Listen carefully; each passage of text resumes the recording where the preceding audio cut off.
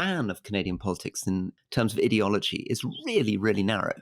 You know, I had a friend who said that the whole of the Canadian politics from right to left would fit into the sort of center of the Democratic Party in the US. And I was trying to push this. Welcome to The Rest is Politics with me, Alastair Campbell. And me, Rory Stewart. So, Rory, we've finally got this Rwanda Bill through Parliament. We'll talk about that. And I think the other thing to talk about probably is Rishi Sunak's recent speech on welfare reform. If I can put my view straight out there, I think both represented a certain form of performative cruelty. You've just been in Vancouver, in Canada, a place that I know reasonably well. And I think we should maybe take a rare deep dive on Canadian politics, because there's a lot of very interesting stuff going on there. And then maybe after the break, the pretty big events that happened over the weekend in the US Congress with this bill in support of particularly of Ukraine, but also Israel, Taiwan and other places finally getting through and now on its way to get signed by the president. Absolutely. So, Rwanda, how do you feel, Rory? If you'd have been, let me ask you this, if you had been still in Parliament with this bill going through, would you have felt comfortable in voting for it? I probably would have felt pretty uncomfortable. So let's just step back a second. If you're a Conservative MP voting for this, you will be getting mailboxes full of people often complaining. You will probably have family members saying, how can you be voting for this bill? But at the same time, on the other side, you'll have huge pressure for loyalty, pressure from the whips. You'll be aware that the Prime Minister has made this one of his 5 pledges, and that therefore you need to deliver it. And you'll also be aware that the whips will be saying to you, well, there are much more right-wing positions. So the Suella Braverman and others over on one side saying this bill isn't tough enough on Rwanda. And you will have the Attorney General and others who are very much in the kind of sensible centre of the party, reassuring you that what's been done is legal. So I imagine the majority of Conservative MPs go through feeling loyalty and obedience, but probably a little bit of misgiving. Yeah.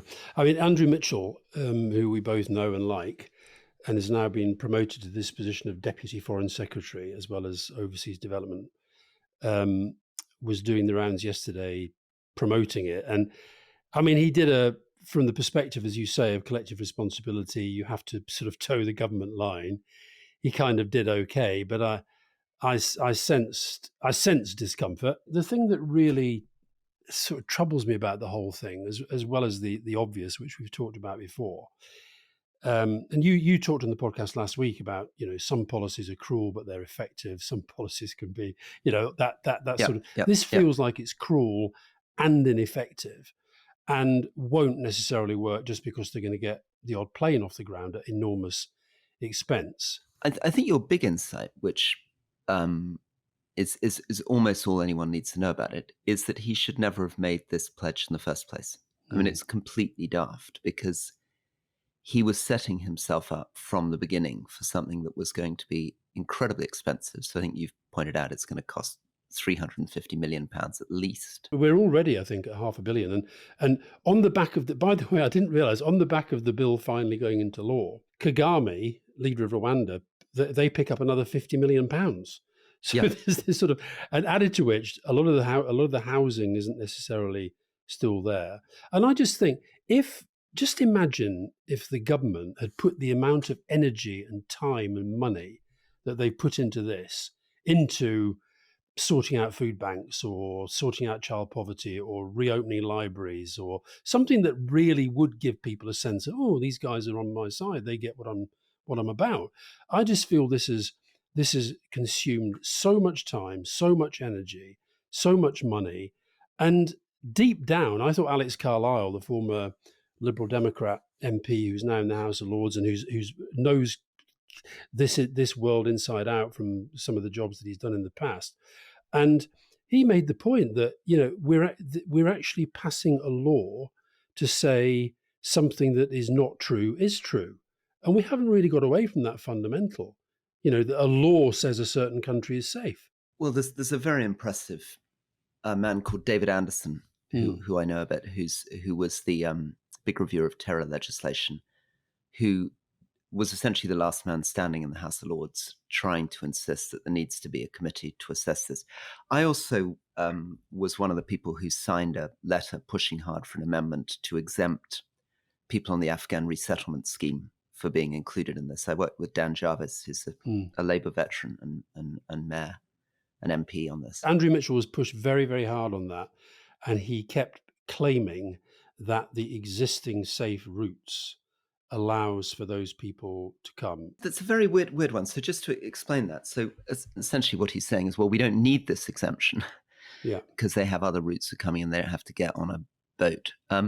But it's a classic example of something where the whips are in a very difficult position, because if I'd been an MP, I would have been saying, well, why not just put this in for safety's sake? Exactly. I mean, just in case just in case someone didn't make it through the safe route. There is a terrible issue about channel crossings, not least in terms of people's safety. I mean, we're talking today at a moment where 5 people, including a 7-year-old child, have just died crossing the channel, and there's clearly something mad about the idea that France, which is a safe country, is providing people coming into Britain. And I think we said before that in the end, doesn't matter whether you're talking about the US or Europe, we need to think about how to identify people who are genuinely at risk in the countries from which they're coming, rather than allow these informal crossings.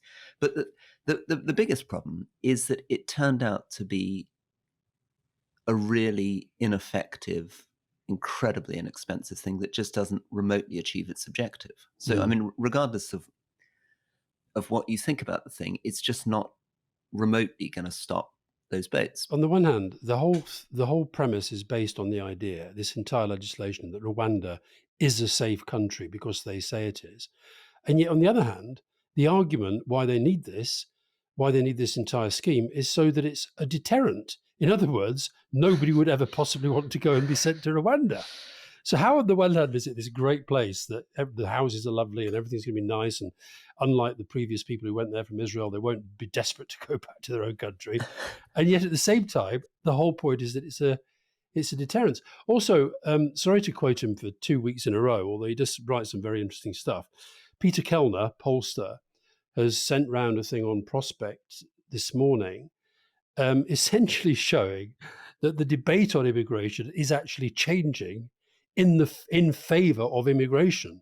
Now, not necessarily people sort of coming in illegally and so forth, but I think this whole policy is predicated on the belief that there are squillions of votes to be won by saying we're going to be very tough on immigration.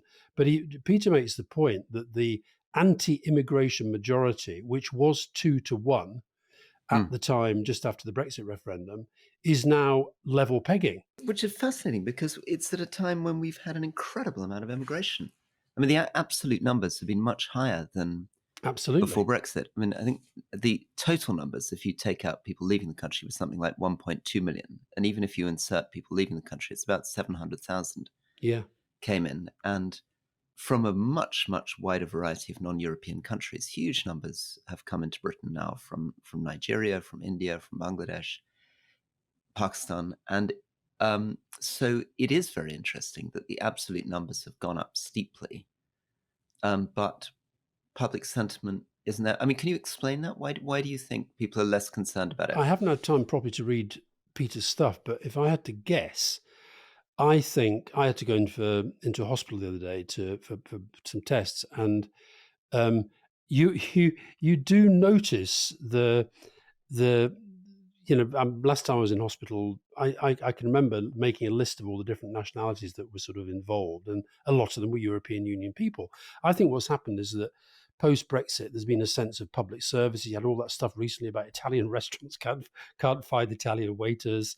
And added to which, another very interesting piece of polling this week that I saw showed, I think I read about it in The Guardian, I can't remember, but basically showed that there is a growing antipathy to this anti-woke stuff and to the culture wars generally. And I think you're seeing that. I mean, you're seeing that, I think, I don't regularly watch Question Time, but I did watch it the other day. And it was, I'm talking about the BBC Question Time. Yeah. And it seems to me that the mood within those audiences has changed. That when the Tories or the right wing commentators come up with their sort of usual kind of anti woke, whatever it might be, they're just being met with kind of groaning and head shaking. So what's there's something very interesting here, because this means that Britain feels a little bit like an outlier. Maybe this is maybe the beginning of our segue into Canada, because broadly speaking, if you were looking at populist and right-wing movements in most of Europe going into the European elections in June and in the US, these issues, particularly around immigration, are absolutely front and center. I mean, you know, if you're looking for an explanation of why the moderate center party is going to get crushed and punished in the European elections, it'll be because they haven't come up with credible policies on immigration. And voters right across Europe really think that their politicians don't have control on this. Yeah. In Britain, it seems to be different. Any ideas on why in Europe people feel their politicians haven't got a control on this and are very angry, but in Britain it's less of an issue?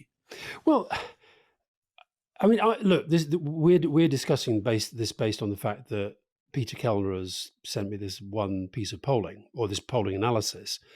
Would you and I still be able to go out today and find people who really did feel fired up about this and so forth? I think we probably would. But I wonder if it goes back to the point that Francois Hollande made, that Europe has yet to catch up with our peak populism.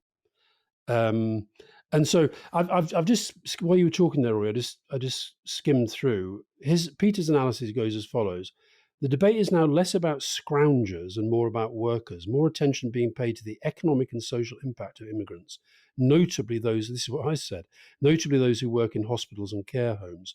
Also, 18 months ago, Ipsos and other pollsters found widespread support for generous allowances to fill vacancies in a whole range of jobs, including construction, which has been badly hit, hospitality and fruit picking, as well as the NHS. So I think it's sort of more awareness of why we do need a kind of steady flow of people coming in. Let me suggest one more thing, which may be daft. It's possible that that the government's rhetoric around this means that, unlike in a lot of European countries, the public perception isn't that politicians are denying it.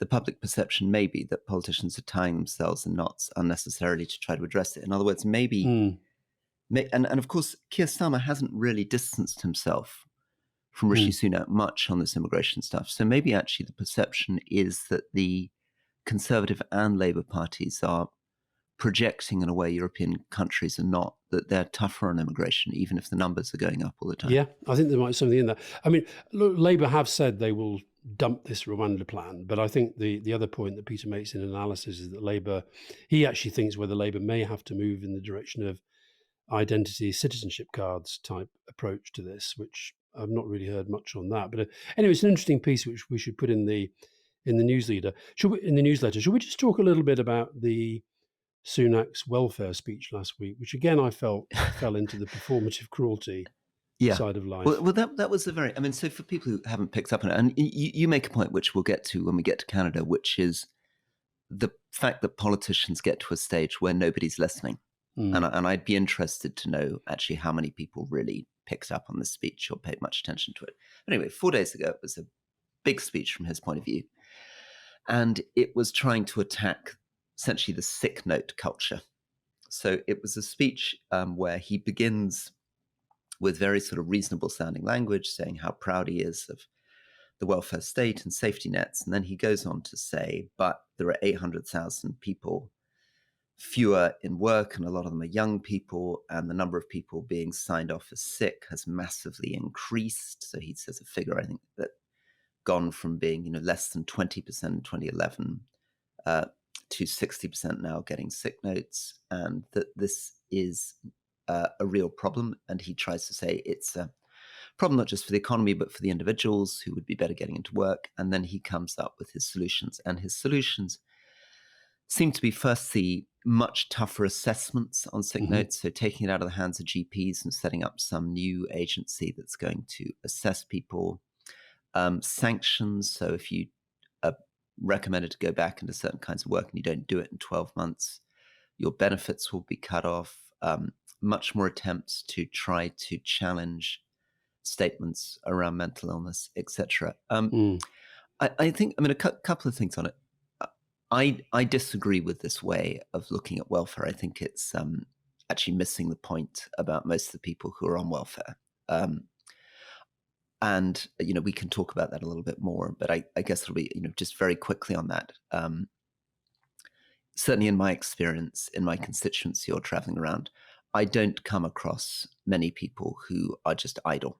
I mean, it's not a phenomenon I see. There may be people, but it's just not something I see much of. It's much more about the fact that people are really struggling. I mean, they're struggling to get NHS appointments. The care system's broken down. They're having to, and also the nature of the new economy, kind of gig economy, is really brutal. And a lot of these jobs are very difficult for people to hold down. And I think the pandemic's also been a factor. I mean, you talk to whether it's the fact that people's working habits changed, or it's long COVID, or I think the pandemic has had a pretty deleterious impact.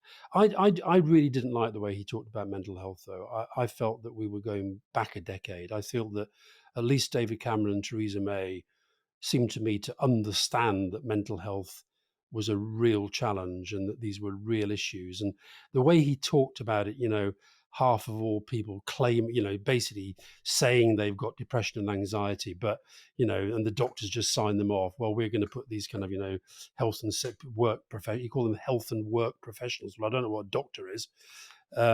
So I found that I felt it was almost like othering. It was like the small boats thing hasn't worked. Let's find a new target to other. Let's go for the sick and the disabled. I really didn't like it. And a bit like the small boat stuff, there's also, just to step back, the practicalities of the whole thing. I mean, how on earth are you going to do it? I mean, you've got 5 months before you get booted out of office. This is a massive reform. I mean, setting up this whole new agency, doing the completely different forms of assessments. I mean, it would take years, realistically, if you looked at the problems that we have with universal credit. Yeah, but I don't believe he's doing it to do it. He's doing it, as with the small boats, because he's got this constituency that he thinks this is appealing to. But I wonder if it has got to a point where maybe it is effective. I feel both of these policies actually are damaging them politically. I could be completely wrong, but I really feel that. A little shout out to a friend of mine called Hilary Cottam, who's written a book called Radical Help and is now working on a new book, who's the best analyst I know on saying some pretty bold and difficult things about welfare reform. But she would say that what we need to do is follow the Swiss model, which is sit down with employers and say, okay, you have a problem. You don't have enough workers. And then sit down with people who are not in work and work out where the gap is and really try to work together and work out how you can produce decent, attractive work for people who are struggling to get into work and good workers for employers. And that she would argue, and I direct people towards her book, that the Swiss are actually pretty good at doing this, and that's the way to think about it rather than this kind of sanction culture. Interesting. So should we go to Canada? Because there definitely there are sort of reverse parallels going on, I think. That you've got a liberal sort of centrist government, Justin Trudeau on his third term as Prime Minister.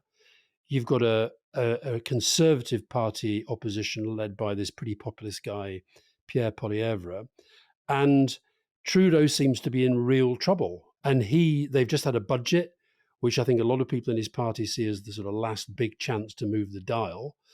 But there is a growing chat that, maybe Trudeau's days are numbered. Yeah. And will the Liberal Party actually think, we need to give him the heave-ho before we get to an election campaign next year? Well, as you say, I've just come back from Canada, and Canadian politics is really interesting. I mean, on the one hand, it's a sort of, it's a parliamentary democracy that in many ways resembles Britain. Mm-hmm. It's there in North America. The first thing that you really notice is that the span of Canadian politics in terms of ideology is really, really narrow. I had a friend who said that the whole of the Canadian politics from right to left would fit into the sort of center of the Democratic Party in the US. And I was trying to push this because I've got I'm a not lot sure of that's friends. quite right. No, I got a lot of friends who are in Canadian politics. I had a friend Michael Ignatieff, who we interviewed, who ran to be, then became head of the Liberal Party, and I had another friend who ran to be head of the Conservative Party, and we both know Mark Carney, who I think would be a really strong candidate now for the Liberal Party. But when I tried to get into the question of what are the splits within the Liberal Party, because that's how I think as a British person, Tory Party tearing itself to bits, and the Labour Party being Blairite against Corbyn, everyone's completely baffled. They're like, well, there aren't any ideological splits within the Liberal Party. We're just a centrist party. And literally, it's really odd. I kept trying to push and say, well, surely there are kind of disagreements, I don't know, about Gaza or about, they're like, no, not really. Maybe a lot of... Yeah, it's interesting. I think this is why in the end, it probably is all going to come down, as it did with Johnson and as it did with Truss, to the Liberals saying to themselves, is this guy still a winner? So Trudeau, he's now in his early 50s. His first win in 2015 was an incredible success. I think it was the biggest ever increase. So he went from third to first. It's the only of the three wins, it's the only one where he's actually, as it were, won it, been in the lead. Since then, he's run a minority government. He's had this sort of confidence and supply arrangement with the New Democrat Party, which is really the one that's closest to the Labour Party here. It's to the left of the Liberal Party. But and you don't have here, you've got Tory MPs openly talking about, shall we get rid of Sunak? There, I don't think you do have them openly talking about it. But I think that I don't know if you picked up on this, but I think behind the scenes, there is a lot of, is Justin done? He's in real trouble. I mean, the figures are terrible. I mean, he seems to be, maybe as much as 20 points behind in the polls. When you look at the polling trends, it's almost a mirror image of what's happening here. Yeah, it's the same sort of gap. You just cannot seem to close the gap. And the budget is probably the last chance. And it's interesting trying to work out what he's done wrong, because, again, there aren't sort of big things. It's not like Britain where you would say, oh, it's the Tories were wrecked by austerity, or they were wrecked by Liz Truss's budget or Partygate. Trudeau hasn't done that. And he's a very interesting figure. So very sort of quick explainer for international listeners. I mean, Trudeau took over a Liberal Party which had been the great ruling party of Canada, but had collapsed. And he came in and people were a bit doubtful because he's a very, very, as people will have seen, incredibly kind of good-looking, glamorous man whose reputation was based on the fact that his father, Pierre Trudeau, was the most famous kind of Canadian statesman, this kind of very glamorous, slightly womanizing, wealthy, I think intellectual. Slightly is doing quite a lot of lifting there, Rory.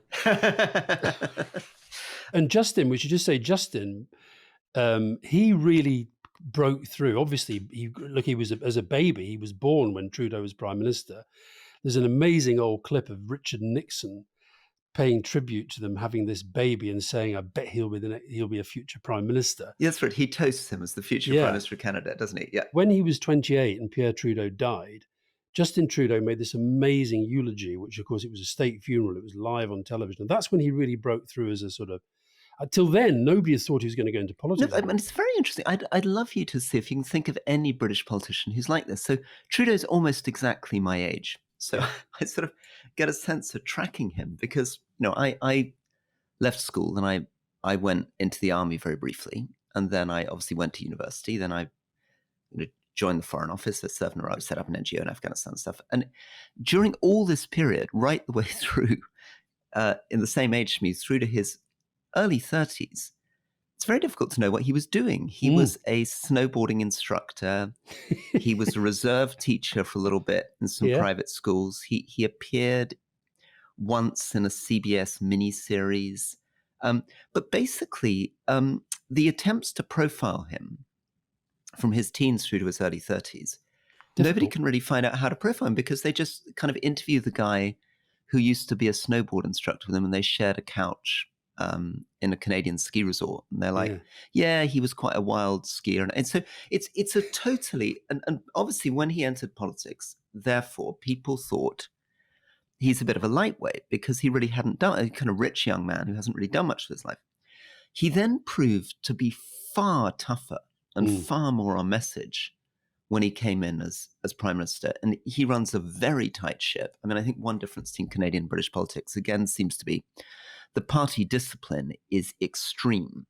I mean, they really, everything is a tree line where there's no question of leaking to the newspapers without losing your ministerial job. I mean, But I don't think he's ever been as skillful as some of his predecessors at managing that, at managing the people that you have to keep on board.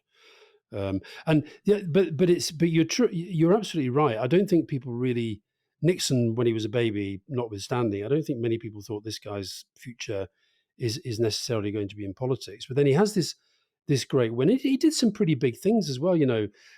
Legalizing marijuana, one of the first to do that. He was pretty good on the foreign policies. I think it really benefited him as being the not Trump person in North America for those 4 years. But of course, you go back in the back to the two world wars. There's a guy called William Lyon Mackenzie King. He led the Liberal Party from 1919 to 1948. That's 29 years. And he was prime minister for almost 22 of those years. Now, unless you're a dictator like Putin, is it just impossible now to last much more than a decade? So Trudeau's coming up to his 9th, 10th year. Yeah. Is that maybe the limit that we get? Yeah. Well, it's interesting, isn't it? Because it also sort of brings us to your friend Macron, because in the early days, I think people did draw analogies between them. They both seemed to be this very glamorous, young, dynamic people. And, Trudeau would be, I remember definitely back in 8-9 years ago, he was sort of regularly, if you were looking for a politician to admire around the world and you were a kind of liberal progressive type, Trudeau would be the natural person you look at. And now when I say to people, I was talking to someone who's in his cabinet and I was saying, well, what's wrong with him? What's he done wrong? And their response was, well, he's just too much. And I was like, what do you mean he's too much? And he was like, it's just too much. I mean, he's just done a feminist budget and I'm a woman and I don't even understand what a feminist budget is. And the sense is, it's just they sort of, the impression he's giving, and it may not be his fault, is that he's just too gorgeous, thinks he's very beautiful, is quite woke. People are getting fed up with his tone of voice. They're just kind of bored of him. I mean, it's just not working anymore. Yeah, I do think that, it must have affected him quite deeply that his marriage broke up. But he's been tough on that. So his wife, you're right, has left him for another man and has moved in with him in Ottawa. But there is a toughness to Trudeau, which you might not have suspected when you saw him as the kind of snowboard instructor. Yeah, but I wonder. I mean, I just wonder what effect that has on you. And this thing about whether he's going to go, he did an interview recently where he said these words: "I think about quitting every day." Well, look, I mean, I know I wasn't Prime Minister, but I was in Downing Street. And I know from my own experience, I think once you start thinking about quitting, you basically quit. Right. That's how I felt. Well, we've never got quite to the bottom of the Taoiseach of Ireland stepping down and what happened. And this pattern, actually, of a number of politicians, New Zealand, Ireland, Scotland, etc., of people. So did you get a sense, if I had to put my life on it, I think he will step down. My guess is he's going to hold on because I think he's competitive with his father. His father didn't manage 4 terms, and generally politicians need to be pulled kicking and screaming, as we see with Biden out of office, even if they're not a great thing. No, let's just quickly touch on Mark Carney, though. So Mark Carney is this Canadian who was governor of the Bank of England, governor of the Bank of Canada, we've interviewed him on the podcast, so people want to follow up, and is somebody who could be really interesting as a potential replacement for Trudeau and potentially as a candidate to lead them into the next election. Just what's your instincts on Mark Carney? I know you've been watching football with him. What's your sense of him as a person? Yeah, well, he's a very big Everton fan, and he and I went to the Burnley-Everton game together. I think... Who won the game? We don't need to talk about that, Rory. We're doing better now. We're doing much better now. When I watched him from afar, I was vaguely aware of him when he was in Canada. And then, of course, he came over to here and was a very high profile figure in the UK because he was governor of the Bank of England at a very particular time. Um, I always worried about whether he had that kind of what we call the retail political skills. I think he does have them. Having got to know him a bit and having sort of seen him with people, seeing him sort of how he manages people, how he talks to people, I think he's got a very, you think governor of Bank of England, governor of Bank of Canada, you probably think Trudeau style silver spoon. That's not his backstory at all. Actually comes from quite a very ordinary background. And the thing is, you and I talked yesterday to just as preparation for this. We had a very interesting call with a guy called Bruce Anderson, who's a Canadian pollster and strategist, and he was you said to him, but I can't imagine how somebody could come in from the outside like this in our system. And he was making the point, which I hadn't really thought of, but it goes back to the point you made earlier, is he was saying that the thing about the Liberal Party, and this made me think of the Conservative Party here, they're just pretty ruthless about power. And if they do start to think, Justin's had it, the only people that there's the Deputy Prime Minister, Chrystia Freeland, who's also the Finance Minister, who's just done this budget aimed at young people. The 3 or 4 other ministers that would be in with a shout, but they're all very, very, very associated with the government that's being rejected. So maybe they will say, do you know what, we need to go right outside and bring somebody in. And the system would allow it. Yeah, it will. The system also allows people to sign up new members. So, which does give you a bit of an edge. One of the things I thought about this when I was trying to run for leadership of the Conservative Party. It's not possible in the Tory Party. So I thought, maybe what I can do is get people to sign up to be Conservative members because they're on my side and then vote for me. And in the Canadian system, that is possible.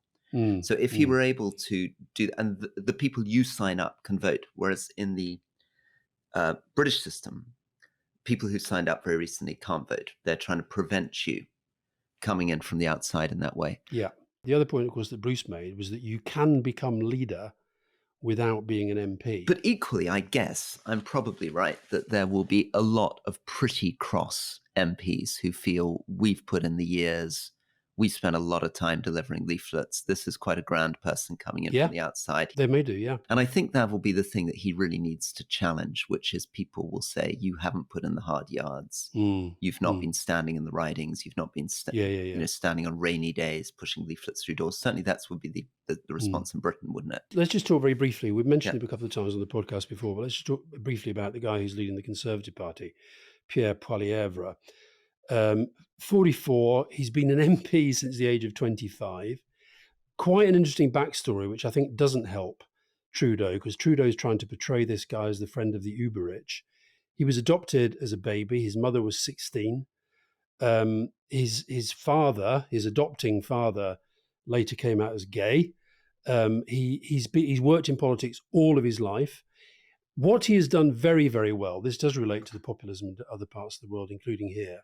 He's absolutely gone for Trudeau over his proposals on the carbon tax and really played into that quite well.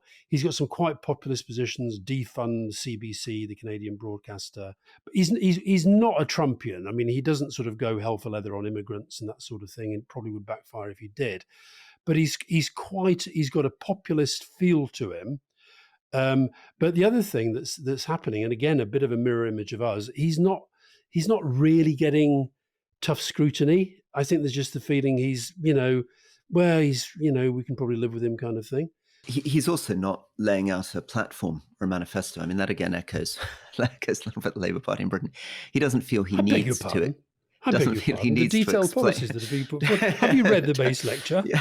Well, yeah, exactly. Poilievre is a little bit of a Ming Vase strategy. He doesn't feel he needs to completely tell everyone what he's doing. He's relying on the fact that Trudeau's so far behind. He's also made a reputation as a real attack dog and the guy that kind of gets the zingers off in Canadian equivalent to Prime Minister's questions. And I wonder if this is a deliberate strategy that he's running, because he thinks maybe Mark Carney will come in. He's very big. He's actually said that if he becomes Prime Minister, he won't allow any of his ministers to go to Davos. The World Economic Forum is a terrible thing, and it's sort of anti the people and so forth. So I wonder if that's, if Mark Carney does go in, that maybe he'll try and present him as the sort of, the ultimate globalist Davos man kind of thing. I think Trudeau is really in trouble. And I think, I could see Mark Carney as a politician. I really can. And obviously you and I are going to try to get behind the Mark Carney team if he runs. We'll all move to Canada and move join to Canada. It's a nice place. Canada. Yeah, It's a bit cold at times. Bit cold. Oh, Vancouver was so beautiful, beautiful, right there on the sea, and incredible conifers. And what was this restaurant? You did a tweet saying this is the best restaurant I've ever been in my life. Yeah, Otaru Sushi in New Haven. It's under a car park on the edge of a highway. I couldn't believe it. It's this tiny little Japanese restaurant, and you sit at the bar, and these very, very serious Japanese men hand you one by one these incredibly delicious, perfectly chosen bits of fish on rice. I thought it was incredible. Wow. But it's quite difficult to find or get into because it's tiny and under a car park. It sounds like a Rudy Giuliani press conference, but anyway, there we are. Welcome back to The Rest is Politics with me, Rory Stewart. And me, Alastair Campbell. And Alastair, listen, I'm not going to let you get away with this because you have yet again been writing books. You never stop writing books. So while I've barely managed to get out one book in 4 years, you've written another 2 books, which I can see vaguely on the edge of the screen. Tell us about your 2 new books. Well, the first one, Rory, I'm actually, because I'm older than you, I don't have that many very young children in my life, but this is the first copy of book 1. Oh, lovely. Why Politics Matters, and it's for basically primary school children. So I'm going to dedicate the first one to your 2 sons. Oh, thank you. And I hope they'll like that. I'll read it with them. That's lovely. And this is part of a series called Little Experts. Deborah Meaden's doing one on money. I'm doing this one on politics. And it's essentially just trying to explain how our political system works. Very, very simple. Lots of pictures, lots of illustrations. And so the second one, where I'm wearing, as you can see, this extraordinary pink jacket, which isn't a real jacket. Why pink? Why have you gone pink? Because the publisher said it's the only colour they could find that didn't have an automatic party political association. I of course, wanted red or claret and blue for Burnley, but I was banned. Wear your Burnley top, So this is aimed at teenagers and young adults. It's called Alastair Campbell Talks Politics, and it's basically just saying, if you lot don't get involved, then our politics is in such a mess. And so I'm trying to inspire and motivate, Rory, the younger generation to get stuck in. Wow. But you know what, Rory, I was talking the other day to Jim Murphy. You know Jim Murphy, who used to be in the cabinet under us. And he said something very interesting. He listens to the podcast and he said, I think you and Rory are actually performing the function that used to be done by the trade unions. Wow. What? What did you explain that? Well, he said you're basically having political. He said he keeps meeting people who say to him, oh, they listen to the rest of his politics. And he says they're not people that he would necessarily think were into politics. He thinks we're drawing in people who are not sort of political nerds, but actually who have this interest in politics. So I see these books very much in that vein. And I think you should do one as well. I think you should find a way. Maybe you should do Rory Stewart Talks Abroad, or Rory Stewart Talks Development, or Charity, or whatever. I think you should do one of these books as well. Yeah. Okay. Thank you. Well, I'm really looking forward to that because I think I also think it must be quite a discipline writing for younger readers. There's a guy, the famous American Nobel Prize winner Feynman. Mm-hmm. He was asked by one of his colleagues to explain a particular scientific formula, and he said, "Oh, I'll go away and I'll write a very simple lecture for young people on it." And then he came back 2 weeks later and he said, I couldn't do it. And you know what? That means that I don't understand it. And if I don't understand it, nobody else understands it either.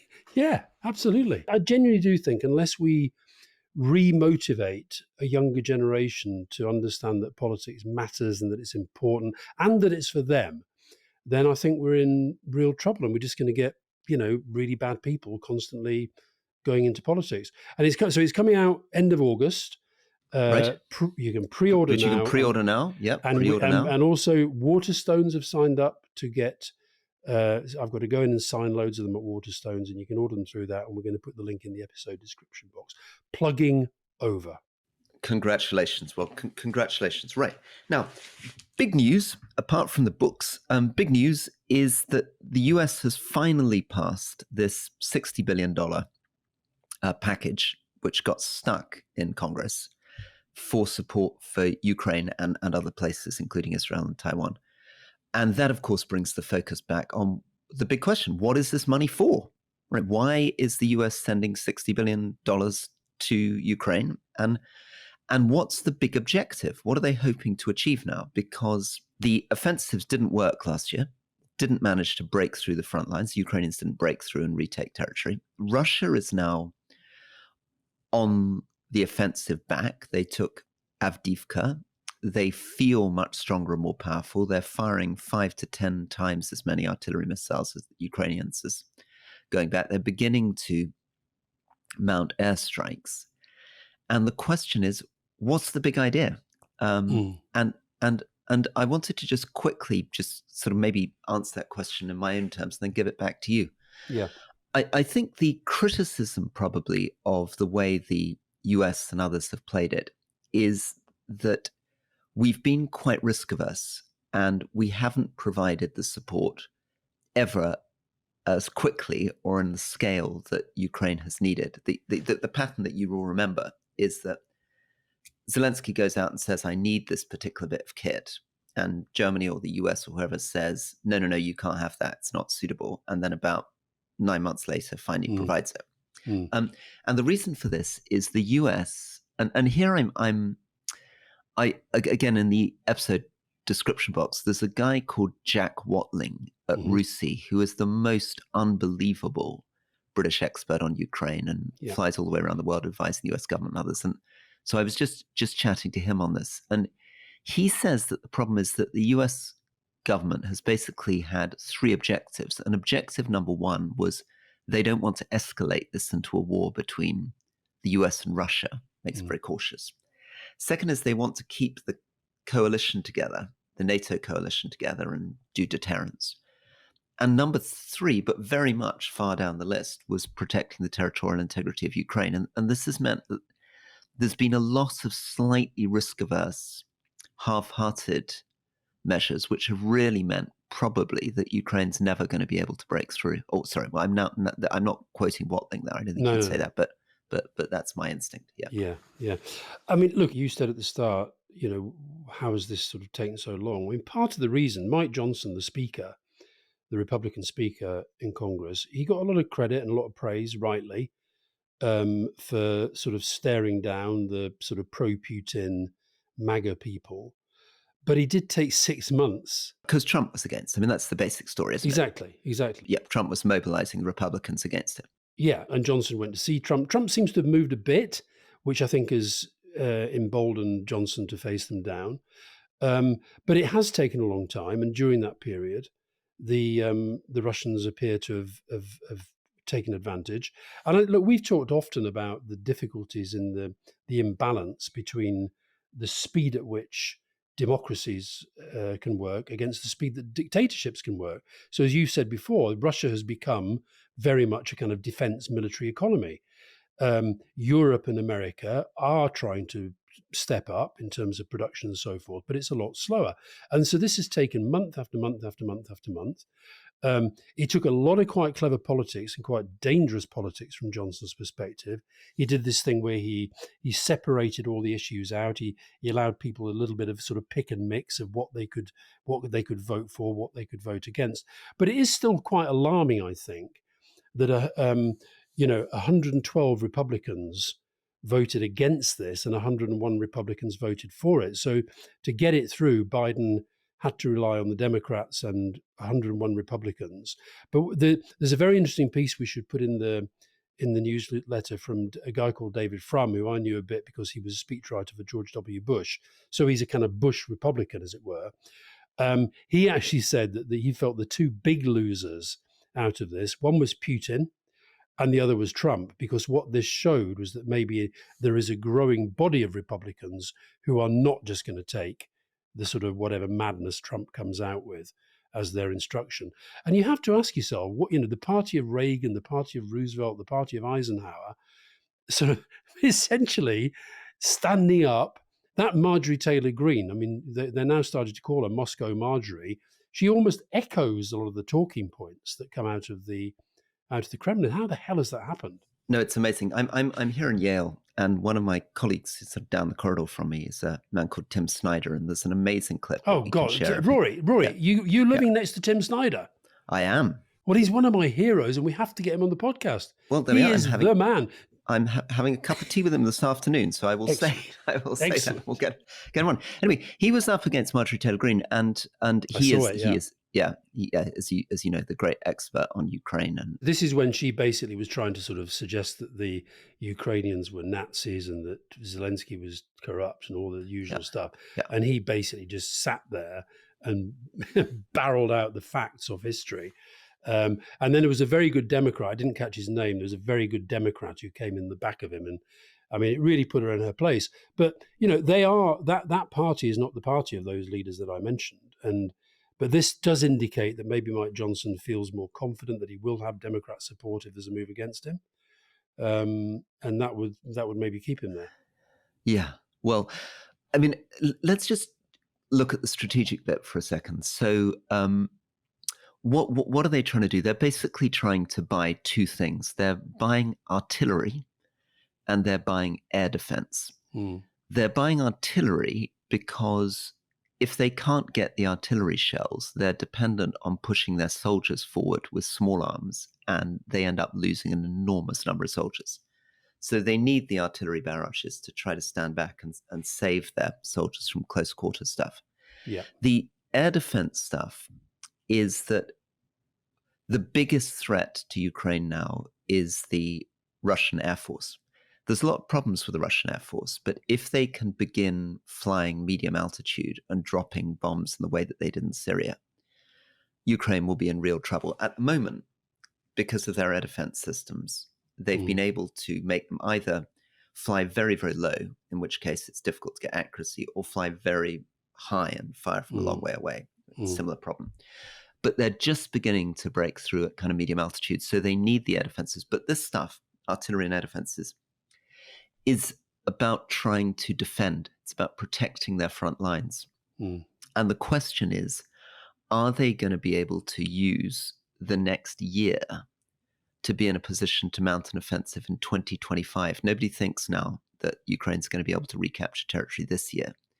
So will they be able to spend 6-9 months rebuilding, recruiting, training for these very complex combined arms operations? We're going to get David Petraeus on leading the American general to talk about the details of how this is done. But this is something we've talked about before. You've got to coordinate all the different arms of your military, all the way from the cooks and logistics at the back, right the way through to your armor, your tanks moving forward, and your air, all happening at the same time. It's not something that Britain has done in practice for a very long time. So countries need to work to train and support and recruit.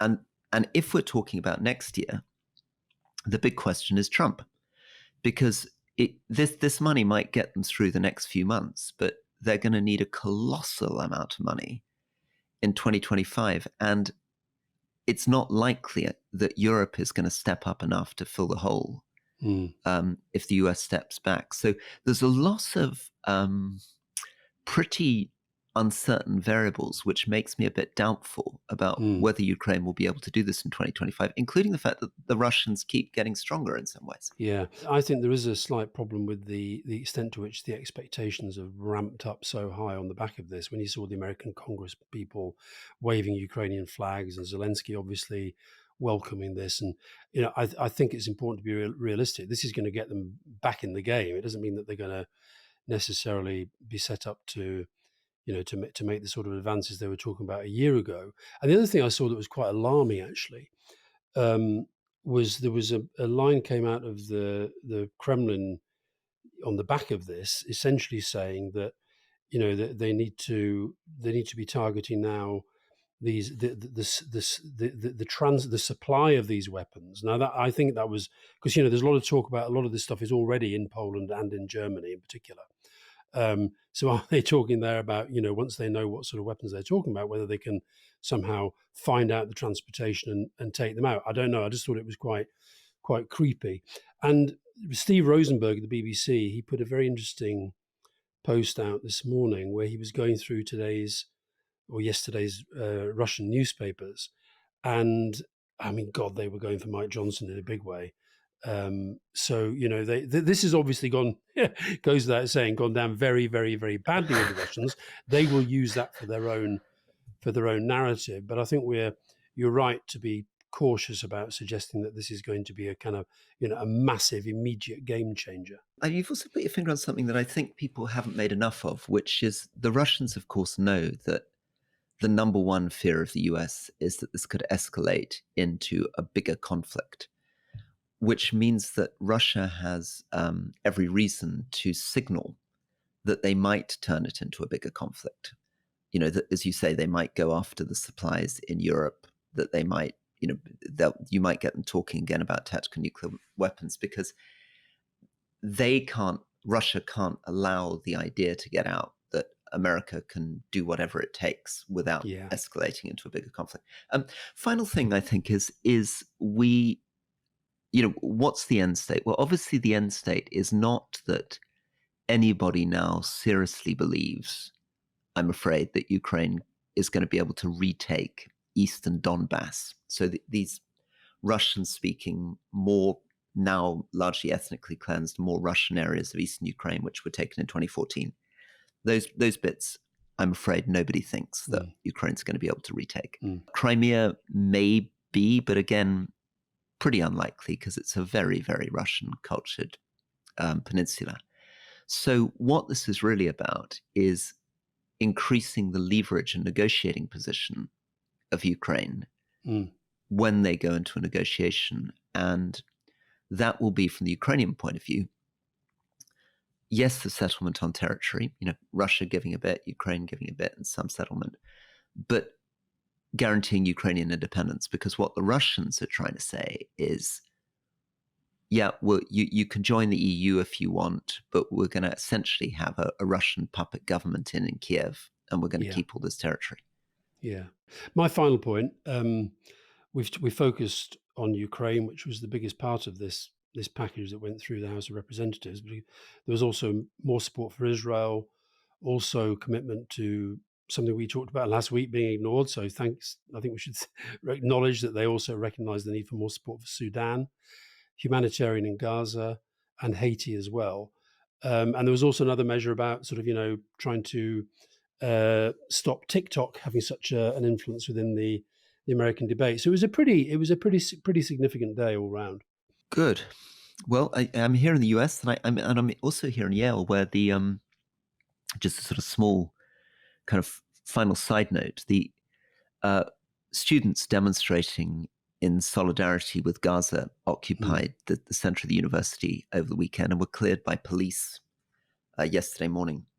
And it's you can feel here in these universities, maybe less so in Yale. It's been more extreme in Columbia and Harvard, but just how raw these issues are. So you had I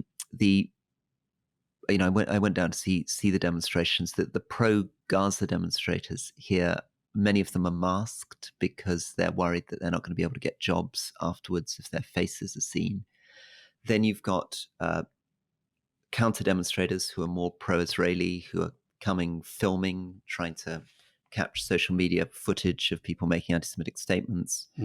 And then obviously you've got this question of whether the university does or doesn't send in the police to get classes started. Columbia cancelled classes. Yale decided they want to go ahead with classes and cleared students. Yeah, I know you've been away the whole week. Have you followed this situation of this guy Gideon Falter, who runs the campaign against anti-Semitism, and the story of this police sergeant who used this phrase openly Jewish? And I was really pleased today to see Mark Rowley, the Metropolitan Police Commissioner, that the Met has apologised for the guy using that phrase, but I was pleased to see Rowley standing up for the police officer, because the truth is that when you see the whole footage, you see a police officer, I think, trying very hard to keep calm a situation that risks getting out of control. And I just think that the policing, you've just given some of the reasons why policing is becoming so difficult at these protests,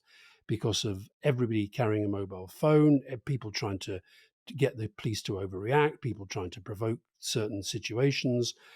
So I actually thought it was a story that on first flush looked really, really, really bad for the police, but I'm glad that Rowley stood up for the guy and didn't bow down to this sort of shouting against him, let alone these ridiculous calls by people like Braverman for Rowley to be sacked. Absolutely ridiculous.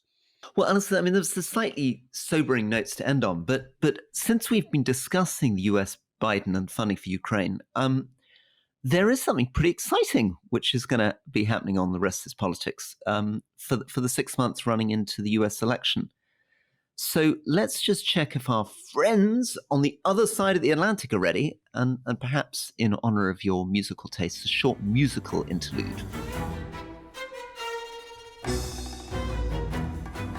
So, as Rory says, we've got some very, very exciting news. In the build-up to the US presidential election, we've been very keen to bring you a lot more American political coverage, as well as our usual Rest is Politics episodes and leading interviews. We have indeed. So from now until the US election, we're introducing a third episode of the podcast with two people we both know and who we hope will be able to bring us some really great analysis from inside Trump and Biden's inner circles, while also looking at US politics and society more broadly. Given that his appearance on Leading was so popular, Mr. Anthony Scaramucci, would you like to tell those of our listeners who've never heard of you who you are? I just wish I was a sir. It would have been really better for me. We can sort that for you. I would have felt so much more important, Lord Alastair. Mooch. But Lord, how about Lord Yeah. Mooch? Could you imagine that? I mean, that would really,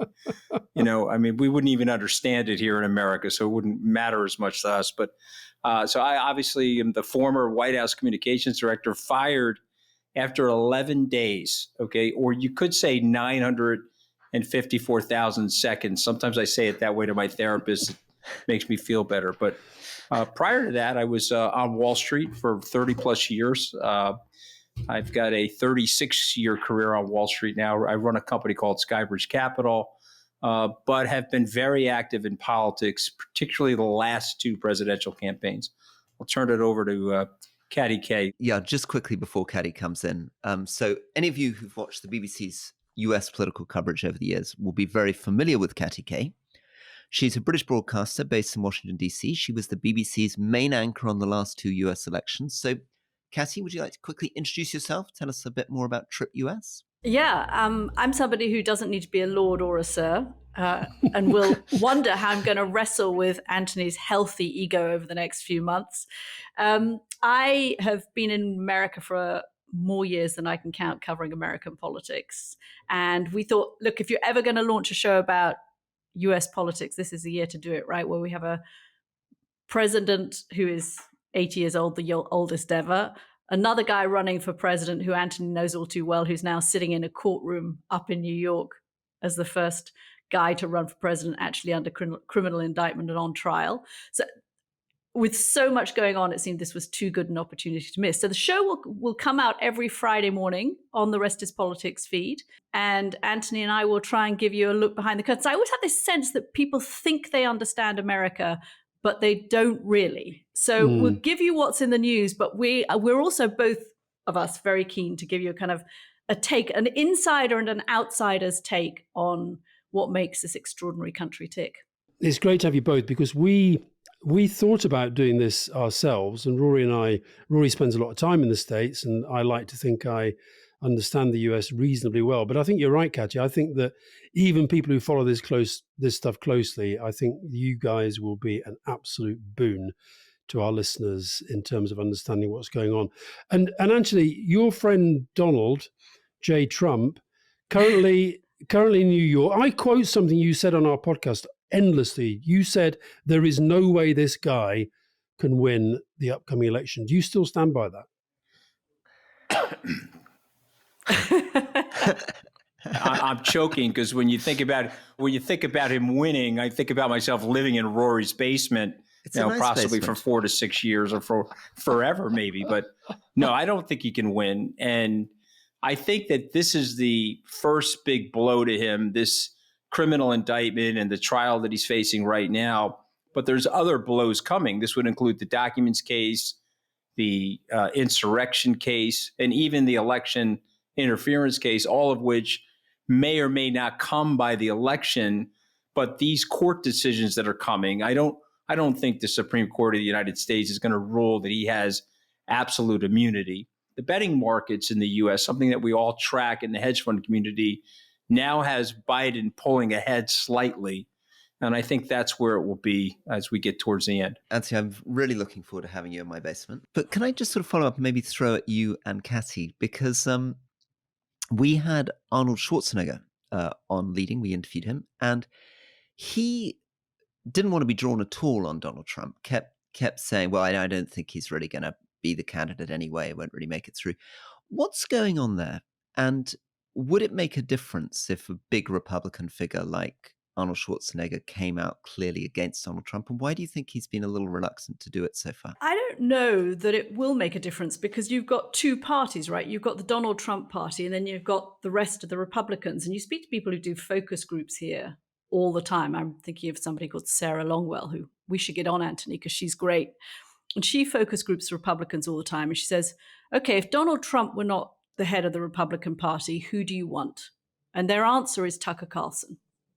The party of Mitt Romney, John McCain, Nikki Haley, that's gone in terms of the Republican Party for the foreseeable future.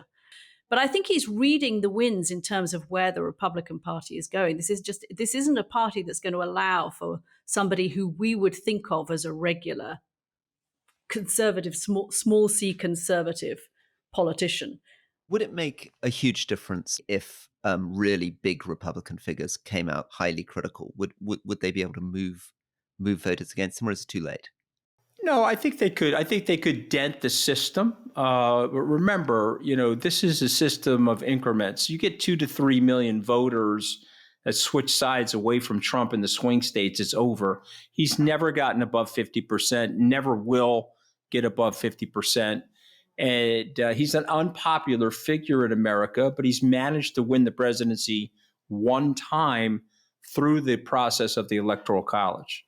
You can make it even smaller numbers than that. I mean, you get 10,000 Arizonans to switch against him, 10,000 Georgians to switch against him, and that swung the election as well. So all you need is a big figure in one of those states to make a difference. I'm not as sure as Anthony is that Donald Trump doesn't win this just because of the quirkiness of the America's Electoral College map. And all he needs is just to get to that magic number of 270. And the path for him at the moment is as clear as it is for Joe Biden. Well, listen, it's absolutely fantastic that you are now part of the Trip team. That's all we've got time for today. We're going to be back tomorrow with Question Time, and you're going to be here with the first ever episode of Trip US on Friday. Hugely exciting, and I could talk to the two of you forever. So let's look forward to hearing much more from you on Friday. Thank you. See you on Friday.